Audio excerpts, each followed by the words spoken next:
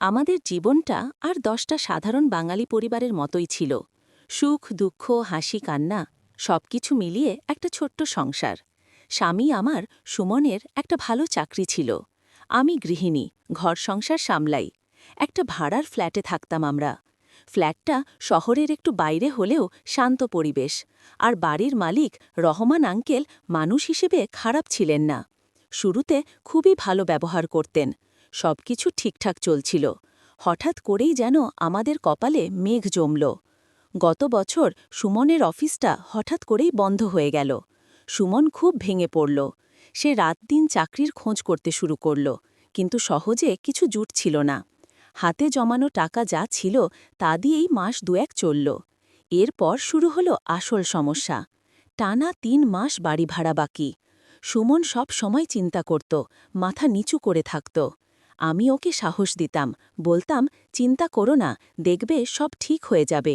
কিন্তু সত্যি বলতে আমার নিজের ভেতরেও এক চাপা ভয় কাজ করত। বাড়িওয়ালা রহমান আঙ্কেল প্রথম দিকে বলতেন, আরে বাবা, চিন্তা কিসের, তোমরা তো আমার ঘরের লোক, যখন হাতে টাকা আসবে তখন দিও। কিন্তু মানুষ কি আর চিরকাল একরকম থাকে? 4 মাস পার হতেই একদিন আঙ্কেল নিজে এলেন। দুপুরবেলা। সুমন তখন চাকরির খোঁজে বেরিয়েছে। দরজা খুলতেই দেখলাম আঙ্কেল গম্ভীর মুখে দাঁড়িয়ে। রিয়া মা, আঙ্কেল সরাসরি জিজ্ঞেস করলেন, সুমনের কি খবর? ভাড়ার ব্যাপারটা আর কতদিন বাকি থাকবে? আমার তো একটা সংসার চালাতে হয়। আমার বুকটা ধরফর করে উঠল। মাথা নিচু করে বললাম, আঙ্কেল, সুমনের এখনও কিছু জোটেনি, তবে আশা করছি এই মাসেই কিছু একটা হবেই। আঙ্কেল ঘরে ঢুকলেন, বসতে বললাম। উনি বসলেন, কিন্তু তার চোখ ছিল ঘরের চারদিকে, আর বারবার আমার দিকে তাকাচ্ছিলেন। সেই দৃষ্টিতে কেমন যেন একটা অচেনা ভাব ছিল। আমি অস্বস্তি বোধ করছিলাম। রিয়া মা, আঙ্কেল খানিকক্ষণ চুপ থেকে বললেন, তোমাদের তো এই বাড়ি থেকে বের করে দিতে আমার মন চায় না, তোমরা খুব ভালো মানুষ। আমি যেন একটু স্বস্তি পেলাম, বললাম, ধন্যবাদ আঙ্কেল, আমরা আপনার এই উপকারের কথা ভুলব না। আঙ্কেল একটু এগিয়ে এলেন, গলার স্বর নিচু করে বললেন, উপকার? আমি তো উপকার করতে চাই, কিন্তু তোমরাও তো আমার জন্য কিছু করবে, তাই না? আমার বুঝতে অসুবিধা হলো না যে তিনি কি বলতে চাইছেন। ভয়ে আমার শরীর ঠান্ডা হয়ে গেল। আমি কাঁপতে কাঁপতে বললাম, আমরা আপনার জন্য কি করতে পারি আঙ্কেল? আমাদের যদি কিছু টাকা থাকত তবে। আঙ্কেল হাসলেন, সে হাসিটা ছিল বড্ড কদর্য। টাকা দিয়ে সব হয় না মা, এখন টাকা আমার দরকার নেই, আমি চাই তোমার কাছ থেকে একটা ছোট সাহায্য। তিনি ধীরে ধীরে উঠে আমার দিকে এগিয়ে আসলেন। আমি ভয়ে সিটিয়ে গেলাম, দেয়ালের দিকে সরে যেতে চেষ্টা করলাম। আঙ্কেল আমার খুব কাছে এসে দাঁড়ালেন। তার শরীরের ঘ্রাণটা আমার নাকে এলো। আমার অস্বস্তি 1000 গুণ বেড়ে গেল। উনি ফিস ফিস করে বললেন, দেখো, সুমন যদি এই মাসেও কাজ না পায়, আর তোমরা যদি আরও 2 মাস সময় চাও, তবে তার বিনিময়ে তোমরা কি আমাকে একটু আনন্দ দিতে পারো না? আমি চোখ বন্ধ করে ফেললাম। আমার মনে হচ্ছিল যেন আমি শ্বাস নিতে পারছি না। কি চান আপনি আঙ্কেল? আমি প্রায় ফিস ফিস করে বললাম। তিনি আমার হাতটা আলতো করে ধরলেন। তার ছোঁয়ায় আমি চমকে উঠলাম। তার এই স্পর্শে কোনো আন্তরিকতা ছিল না, ছিল এক ধরনের জোর। ভয় পাচ্ছ কেন রিয়া? আমি তো তোমাকে বের করে দিতে চাই না, আমি শুধু চাই তোমার কথাগুলো শোনো।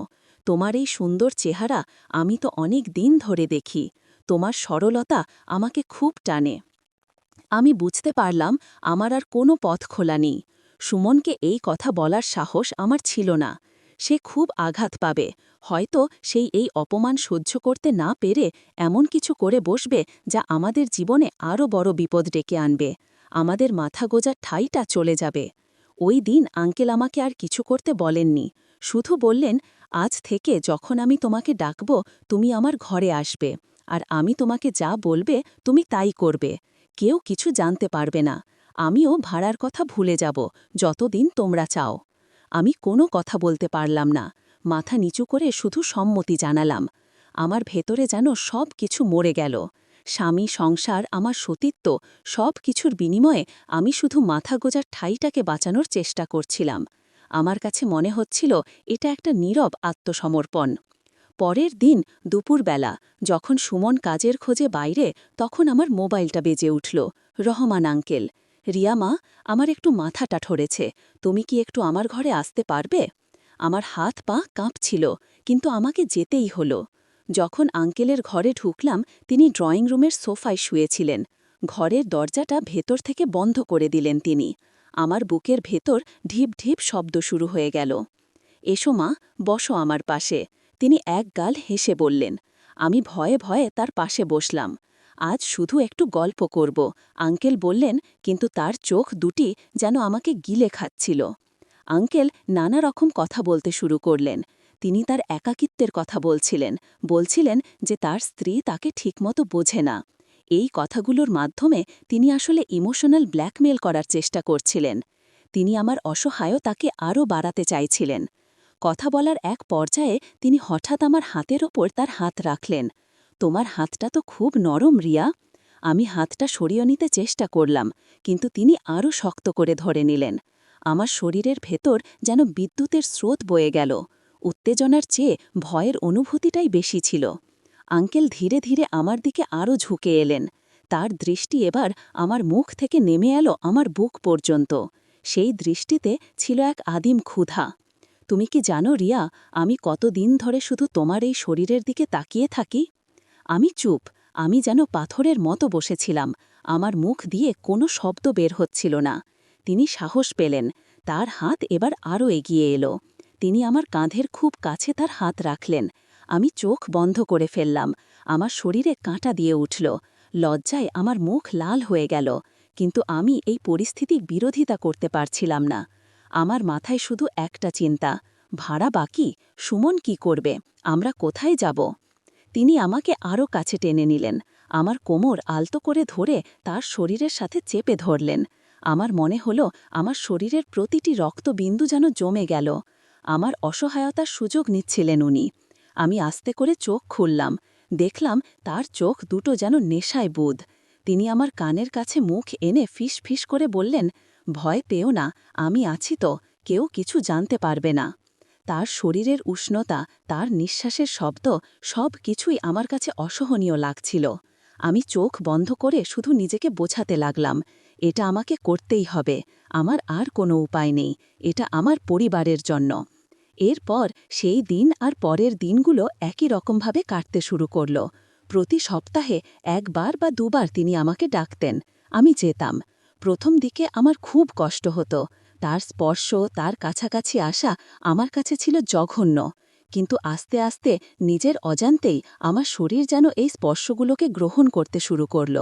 যদিও আমার মন সবসময় সুমনের কাছে ছিল, কিন্তু আঙ্কেলের জোর, আমার অসহায়তা এবং তার শারীরিক উপস্থিতি সব কিছু মিলে আমার ভেতরে এক অদ্ভুত পরিবর্তন আনল। তিনি যখন আমাকে কাছে টেনে নিতেন, তখন আমার শরীরের প্রতিটি লোমকূপ যেন দাঁড়িয়ে যেত। তার স্পর্শে আমার মনে জন্ম নিত এক গোপন উত্তেজনা, যা আমি কখনো সুমনের সাথে অনুভব করিনি। কারণ তার প্রতি আমার ছিল ভালোবাসা, আর আঙ্কেলের প্রতি ছিল ভয় মেশানো আত্মসমর্পণ। একবার তিনি আমাকে খুব কাছে টেনে নিলেন। আমার শ্বাস-প্রশ্বাস দ্রুত হচ্ছিল। তিনি আমার গলার কাছে তার মুখ নিয়ে গেলেন, তারপর খুব গভীর একটা চুমো খেলেন। সেই মুহূর্তে আমার ভেতরে ঘৃণা আর উত্তেজনার এক মিশ্রণ সৃষ্টি হল। তিনি যখন আমার পিঠে হাত বুলাতে বুলাতে আমাকে তার আরও কাছে টেনে নিলেন, তখন আমি সম্পূর্ণভাবে আত্মসমর্পণ করলাম।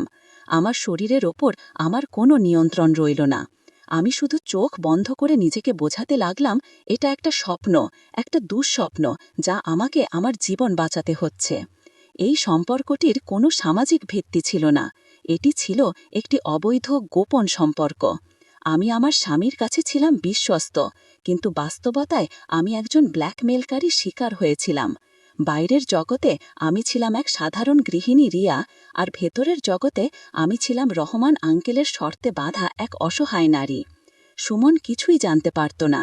সে হাসি মুখে আমাকে বলতো, জান, রহমান আঙ্কেল খুব ভালো মানুষ, এত ভাড়ার কথা বাকি তাও কিছু বলছেন না, নিশ্চয়ই উনি আমাকে তার ছেলের মতো দেখেন।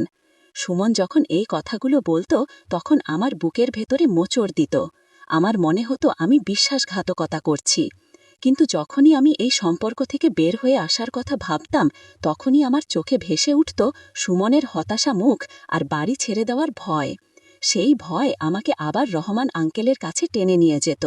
আমার জীবনটা এখন এই দুই ভাগে বিভক্ত। একদিকে সুমনের প্রতি আমার ভালোবাসা, অন্যদিকে আঙ্কেলের শর্ত আর তার দেওয়া গোপন আনন্দ। আমি এই অন্ধকার গলি থেকে বের হতে পারছি না। ভাড়ার টাকা হয়তো আর কোনোদিন দিতে হবে না, কিন্তু আমার জীবনের দামি জিনিসটা যে আমি হারিয়ে ফেলেছি তা কি আর কোনোদিন ফিরে পাব? এই প্রশ্নটা আমার মনকে সব সময় কুরে কুরে খায়। এটাই আমার জীবন, যা সমাজ থেকে সম্পূর্ণ বিচ্ছিন্ন, একটা গোপন অবৈধ সম্পর্ক, যা শুধু আমার একার কাছেই এক কষ্টের ইতিহাস।